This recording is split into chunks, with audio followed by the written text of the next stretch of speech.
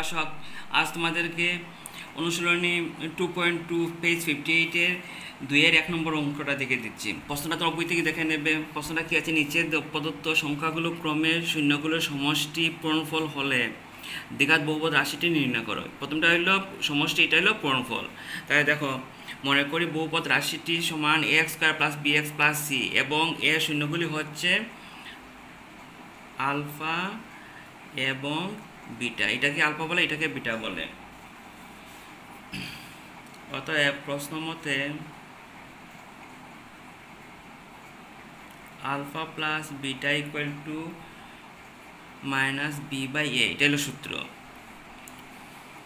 এবং গুণফল alpha into beta equal to C by A. এখন আমরা মানগুলা বসে নেই। সমষ্টি বলেছে 1/4, প্রথমেতে বলেছিল 1/4, এটা বসে নিলাম আর সূত্র বাকিটা ঠিক রাখলাম।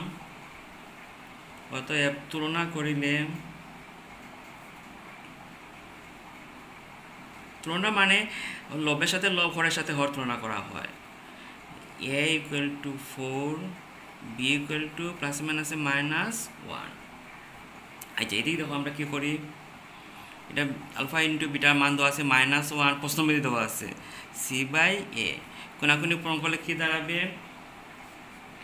C equal to -a plus মাইনাসে -a, আর আমরা এ কি পেয়েছি 4 -4, যেহেতু এ ইকুয়াল টু 4। ঠিক আছে। আচ্ছা, এখন দেখো, অতএব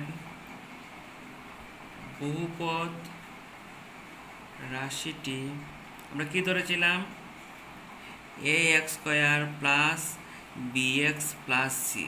প্রত্যেকটা মান বসে নাও। এ আমরা কি পেয়েছি 4x স্কয়ার প্লাস বিটা কি আছে -1x প্লাস সি যা কি বসবে -4, আর যার যা মানটা বসে দিলাম। যেহেতু এটা দেখে দিতে পারো a equal to 4, b equal to -1, c equal to 4।